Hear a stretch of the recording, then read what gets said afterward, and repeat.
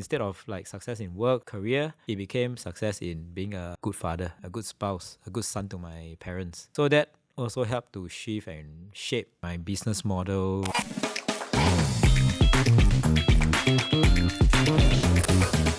Can these personality types change over time? Official answer is you shouldn't do this. You should only do this at least at most once every 5 years lah. You shouldn't do it shorter than that because it probably will have some skewing. Like now because you know the questions. Yes, you know the questions. Yeah. You know how to answer it. So answer is it should change. It probably will change. Minor changes over time, but your core type will still be there, right? But how will it change really depends on what you make of the Enneagram test. Because if you feel that, I'm very strong in this particular type, I don't need the rest already, and then you probably won't change, your character won't change, your personality won't change, likely it will be the same lah. But if you use it more of a self-development tool, over time, what I've seen is for the so for younger generation who do it, right? Actually, sometimes you'll see very extreme types, like very clear types. But for the slightly higher age group, so I have colleagues who are in the 50s, right? They did the test, right? It's very interesting. Their report, right? All their bars are very high. All their what? All their strengths are very high. All their core types are very high. There's still a main one, but everything else is very high. Because they have gained enough experience to achieve a more balanced. It's called, we call it mastery lah. Because with life, right, with wisdom, with experience, we've gone through like 吃的盐比吃的饭多, right? So you eat more salt than rice, right? With experience, with life's challenges, we sometimes develop ourselves. We grow also. So then we become a more balanced person. Yeah. For people who are more experienced, they will probably find that the report, everything very close.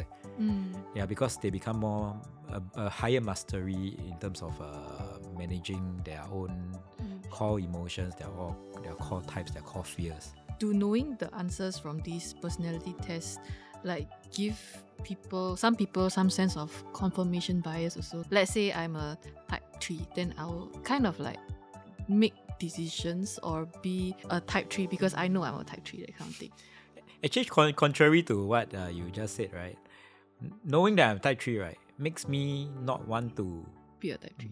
To work like a type 3. Oh, really? Why? So that I can have a more balanced approach. Oh. Because I don't need to know that I'm type 3 to be a type 3. You see what I mean? Because if I know that, no matter what, I will still reach my goal, right? No matter what, I will still reach my goal. Because it's natural. Then maybe... So it's more like working on the types that you are lacking in. Yes, then maybe I should take a softer approach, take a bit more slower approach to try to also have a more balanced journey towards that goal. Okay. Yeah, so it's like last time when I was younger, I'm a more... Not that I'm not ambitious now, but I think without kids, without a family, I think career we all talk about career, about results, right? So Singapore dream is you study hard, you work hard, you get a good job, you retire early. But I realized that after a while, where does this lead me to? Right, then with my family, I get a more balanced approach. Then I realized that, actually, do I really need to be that type 3 to be happy? Probably not, right? And I think for me, my success and my achievements also shifted to something else, right? So instead of like success in work, success in career, it became success in being a good father, a good spouse, a good son to my parents, right? So that also helped to shift and shape my business model. And like I do share with my clients nowadays that actually weekends I really don't meet clients because I want to spend more time with my family. And a lot of them, at first, initially, I'm a bit more concerned because then what if I lose clients? Or what if they don't work with me? They don't want to work with me. But then I realized that after sharing this, I also attract clients who are like me. Who want to focus on their family, and that's why we are planning for it, right? That's why we do financial planning for them. And they respect it, and they are actually happy that I do that because they don't want an advisor who cannot understand, cannot just want to just help me save every single cent, cannot spend my family, right? Then cannot enjoy my family. Then why are we working so hard for? It's more of like because they know that you have the same values as them. Then Yes. So we end up attracting people with similar values, and they respect their personal space and their personal time with their family as well. Then actually one of like concerns that I've been hearing from some people is that when they take personality tests, they are scared that it might limit them in a sense that, for example, because like for example, I'm a type 4, I'm supposed to be emotional, but so that's why I'm not logical, that kind of thing. Then it's more like sometimes the first thing that comes to your mind is more of a limiting factor rather than like, oh, I should work on this. Then what do you think about it? I feel that like with your example, type 4 who may have swings in emotions, right? But actually one thing is if they look at the positive side of things and if they develop the positive side of a type 4, they are very creative.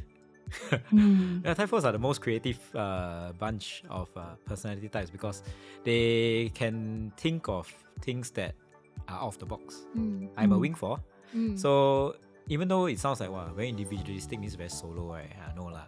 We actually think of how to do things more creatively. We think of how to be more, because we are individualistic, we don't want to follow the norm. So we think out of the box, how to be different. Right? With this particular concept, how can we be more interesting? Right? So this is the positive traits of a type 4. So it's not wrong to be emotional, because without going through this wave for type 4, right? They probably wouldn't be able to think of things out of the box then. How to be special. Yeah. So I feel we can for everything we can interpret it positively or negatively. So for someone who wants to take the first step to actually understand themselves better, right? It's already a one step towards looking at things differently already, yeah. So it's what we want to focus on. Yeah.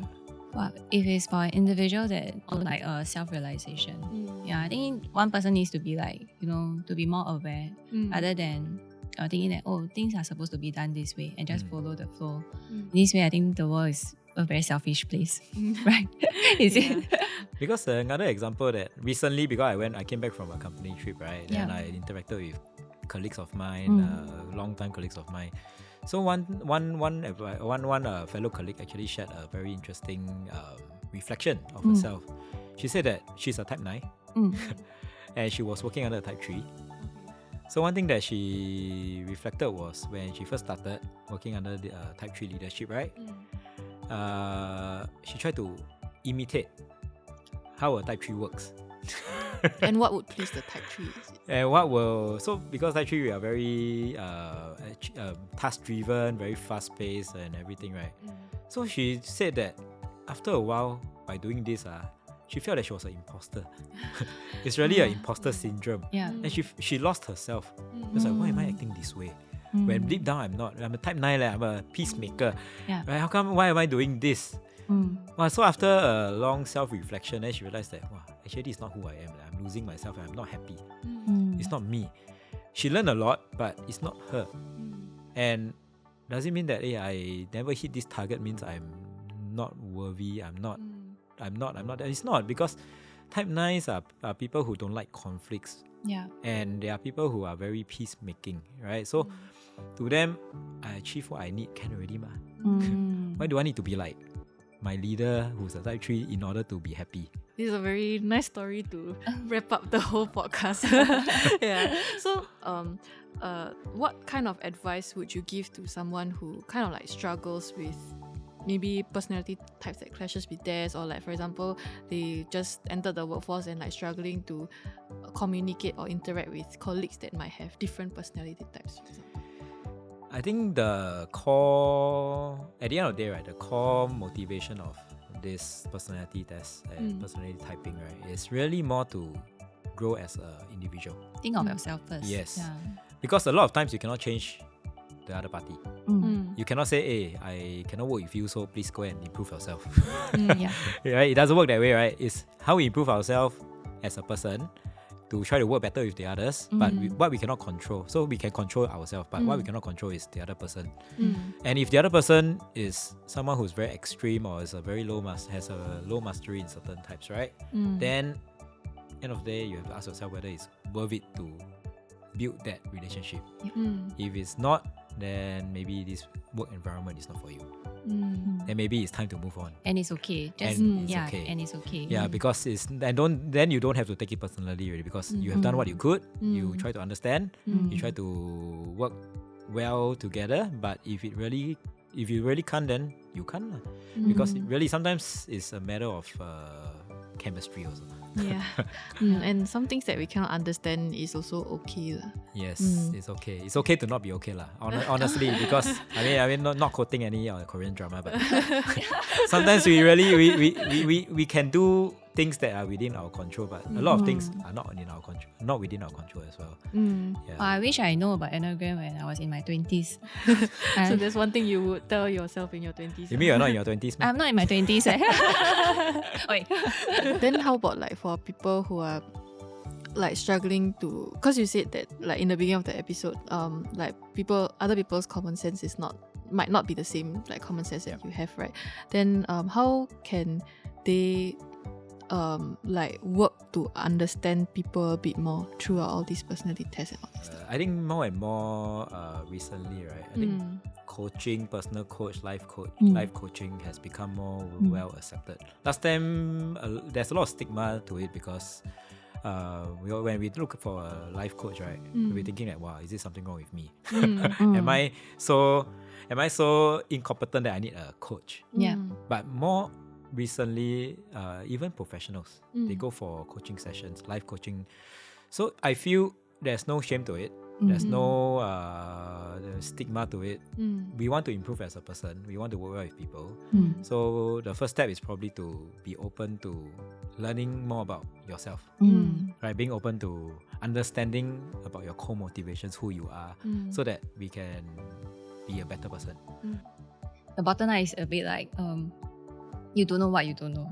Yeah, we usually don't know what we don't know. Yes. Yeah, because we always think that we may even grow up thinking that after looking at the Enneagram types, right, we may even grow up thinking that we are this type, when actually internally we have been living a false life for a long time. We're living somebody's character and somebody's personality for a long time, because in Singapore we are always taught that if you're not an achiever kind of person, you'll be a failure, which is not true. Correct? So that is the environment that we grew up in, but it doesn't determine who we are. So the first step is to identify, to know that, hey, I want to know myself better. To have that motivation to self-discover and not kind of like, even if you know that this is your personality type, not to like define yourself through that, and just always use it as a way to continuously improve on yourself and your relationships around you. Correct. Because I think that should be the core motivation and not so much for external factors. Okay, thank you, Sean, for coming down for this podcast. I think throughout this whole conversation, we learned a lot about like personality types and how we can use this to kind of like discover ourselves, and also how to use this to kind of like make our relationships around us in terms of work, career, and our own personal lives a bit better also. See you guys in the next episode. Bye.